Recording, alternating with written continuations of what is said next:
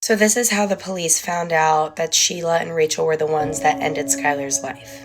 In December 2012, Rachel ended up having a terrible mental breakdown. And then shortly after the new year, she ended up calling her lawyer. She said, "I really need to tell you something. Can we go to the police station?" We go to the police station, and Rachel sits down with the police officers. And the first thing she said when she sat down was, "Can you pass me a trash can? I think I'm going to be sick." She looked at the police officers and she said, "We did it. We, Skylar." Obviously, the police officers were extremely shocked and they were like, "Wait, what?" And then they asked her why they did it. And she literally said, "Because we didn't want to be friends with her anymore."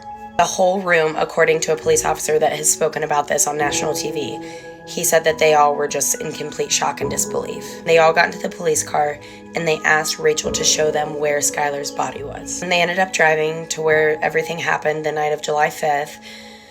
And Rachel showed them exactly where she was, and barely anything was there because her body was just disintegrating for 6 months. Brought in people to do DNA tests and everything, and then obviously they told Skylar's parents. And I remember hearing this when this all came out, but I can't even begin to fathom how her poor parents must have felt. They ended up arresting both Rachel and Sheila, and they ended up having a trial sometime after that. They both pled guilty, and Rachel showed way more emotion than Sheila did. Sheila didn't even look like, if you watched the trial, Sheila didn't even look remorseful, not one bit. Sheila got life in prison with eligibility for parole after 15 years, and because Rachel confessed, she got 15 years in prison with eligibility for parole after 10 years, which actually ended up being like a month ago. She was denied parole, thank the good Lord, but she still is going to get out in 5 years. And it's so crazy because the entire time throughout their trials, they both stuck to the same story, that the reason they ended Skylar's life was because that they didn't want to be friends anymore. But about a month ago,